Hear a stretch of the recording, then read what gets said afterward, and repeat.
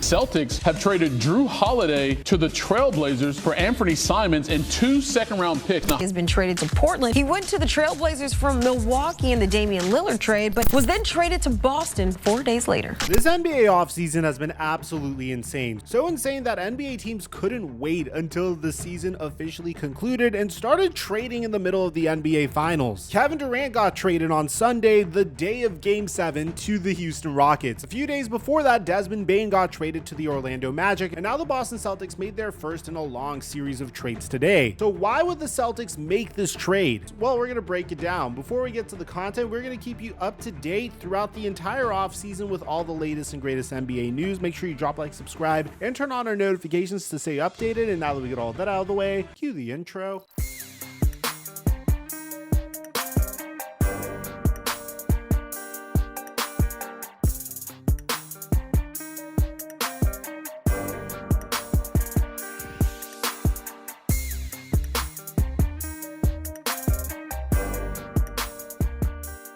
PrizePicks is hooking us up with another free square. Caitlin Clark just needs 1 point in her next game in order for her square to hit, and I have a 95% success rate on these. I'm going to give you guys my pick for the free square on my Instagram at TheFlightMike, and if you haven't signed up for PrizePicks, make sure you use the link in the description down below or use my promo code microphone to get $50 in lineups when you make a play of $5 or more. On top of that, we have a Discord server where we are consistently making a profit each and every single month. I'm going to leave a link to join that Discord server via WAP right below my PrizePicks link, and thank you PrizePicks for today's sponsor. Mic check 1 2 1 2. What's going on, everybody? Literally just hours ago, ESPN's Shams Charania just broke the news that the Boston Celtics have traded Drew Holiday back to the Portland Trailblazers for Anthony Simons and 2 second-round picks. Hold up.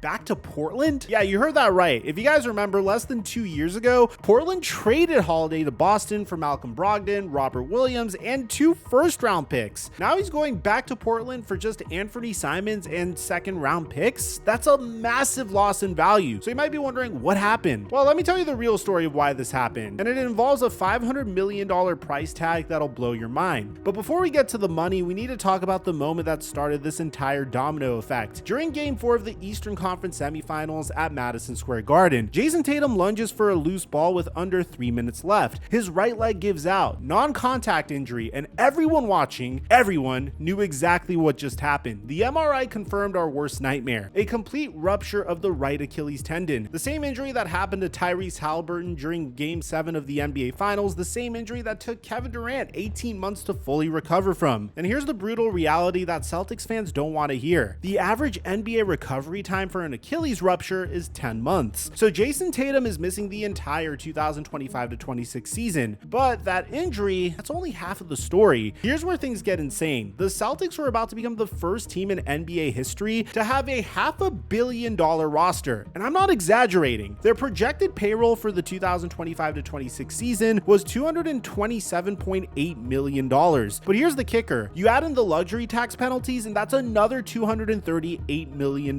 which means the total cost is nearly $500 million for one season of basketball. Let me put this into perspective for you. From 2002 to 2022, that's 20 years, the Celtics paid a total of $52 million in luxury tax. In just the last 3 seasons, they've paid over $180 million. Next year's bill alone would have been more than 4 times what they paid in 2 decades. But wait, it gets even worse. The new CBA introduced something called the second apron, and this is where things get really wild. I'll explain exactly what that means in just a minute, but first, let me tell you why Drew Holiday specifically had to go. So why Drew Holiday? This man helped the Boston Celtics win a championship, for crying out loud. Well, let's take a look at the cold hard numbers. Holiday just turned 35, and his production fell off of a cliff this season. 11.1 points per game, his lowest since his rookie year. His 3-point shooting dropped to a 35.3%. But here's the real problem. Holiday still has $104 million left on his contract over the next 3 years. That's $32.4 million next season, $34.8 million the year after, and a $37.2 million player option that he's probably going to opt into because he's going to be 38 years old by that point. Compare that to what they're getting back. Anthony Simons is 26 years old, 9 years younger than Drew Holiday. He led Portland in scoring with 19.3 points per game. He's making $27.7 million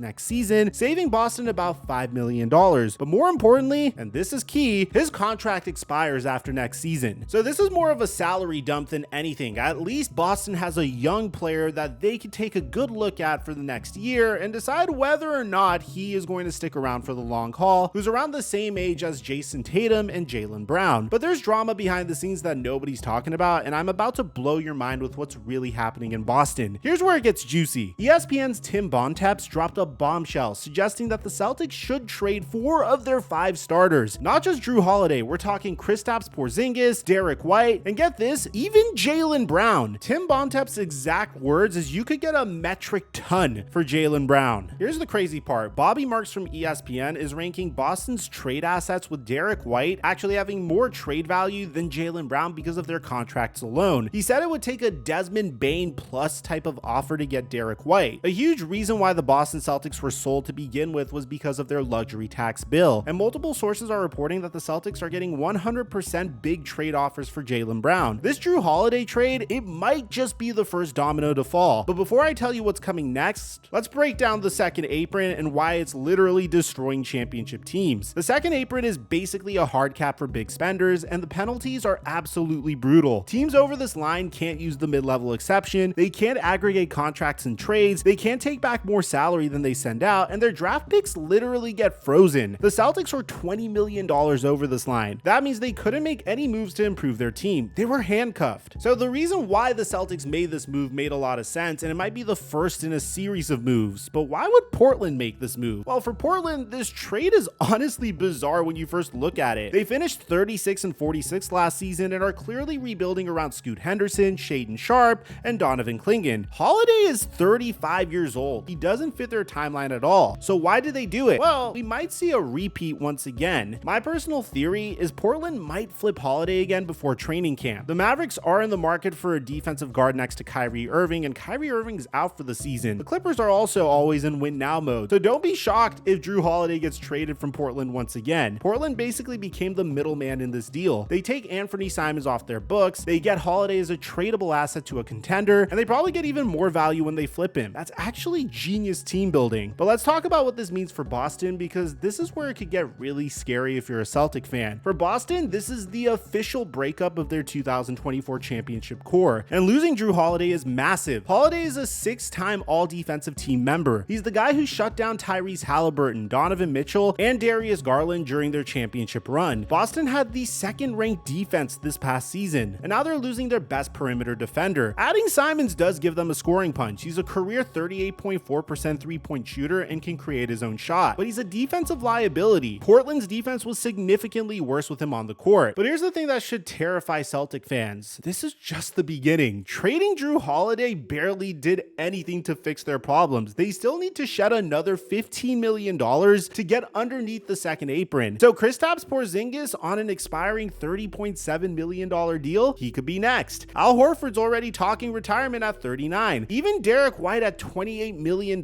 might be on the table. And this isn't the first time we've seen this movie. Do you remember the 2004 Los Angeles Lakers? After losing in the finals, they traded Shaq to Miami because ownership wouldn't pay for his extension, and Kobe and Shaq weren't really getting along. The Lakers went 34-48 the next season and missed the playoffs. Shaq, on the other hand, won a championship in Miami 2 years later. Or what about what happened to the Lakers after Kobe tore his Achilles in 2013? They missed the playoffs for 6 straight seasons, the longest drought in franchise history. Kobe only played 107 of 246 possible games in his final 3 seasons and was never the same player. So what happens next for the Boston Celtics? Well, 2025 to 2026 is now a gap year for Boston. Without Tatum, they're looking at Jaylen Brown trying to carry a team with Anthony Simons, an injury-prone Kristaps Porzingis, an ancient Al Horford, and role players. In the loaded Eastern Conference with the Knicks ascending and the Pacers' young core developing, Boston might not even make the playoffs next year. Their next realistic championship window comes in the 2026 to 27 season when Jason Tatum returns. And by then, Drew Holiday would have been 37, Al Horford will certainly be retired, Kristaps Porzingis will be gone, and they'll need to completely retool around Jason Tatum in Jaylen Brown, assuming that Jaylen Brown's still even there. Shams has already said that he expects the Celtics to have a completely different roster in the 2025-26 season, and the NBA is literally bracing for the Celtics to make trades, according to multiple insiders. For Holiday, this is his fourth team in 3 years, from Milwaukee to Portland to Boston and back to Portland. At 35, he's probably looking at this as potentially his last stop as a key contributor. But here's the thing that really gets me about this situation. This trade truly tells you that this new CBA is horrible. The new CBA's second apron rules are doing exactly what small market owners wanted. It's forcing big market teams to break up their cores. No team can stay above the second apron for more than a couple of years without crippling their future flexibility. A team that just won a championship 2 years ago is being forced to tear it apart because of luxury tax bills and injury luck. Drew Holiday, a two-time champion, six-time all-defensive player, and the definition of a winning player, is being shipped around like a trading card. The Celtics are choosing financial flexibility over competing, and they're betting that saving money now will help them build a contender around Jason Tatum when he returns. But history shows us that championship windows don't stay open forever. But what other choice do they truly have? If you're a Celtic fan, let me know in the comment section down below, what do you guys think about this trade? I personally have no choice but to give the Boston Celtics an A, primarily because they don't have much of a choice here. They need to make this trade. It would have been foolish to keep Holiday around and pay those luxury tax bills, and at least they got a young player to evaluate for this upcoming season. And for Portland, I can't really give them a grade until I figure out what happens with Holiday moving forward. So let me know in the comment section down below, what do you guys think about this trade? Aside from that, I don't know if you guys heard, Kevin Durant got traded. He's going to the Houston Rockets. We made a completely separate video on that. I'm going to leave it in the end screen and meet you guys there. I'm your boy Mike, and I'm dropping our mic until our next upload.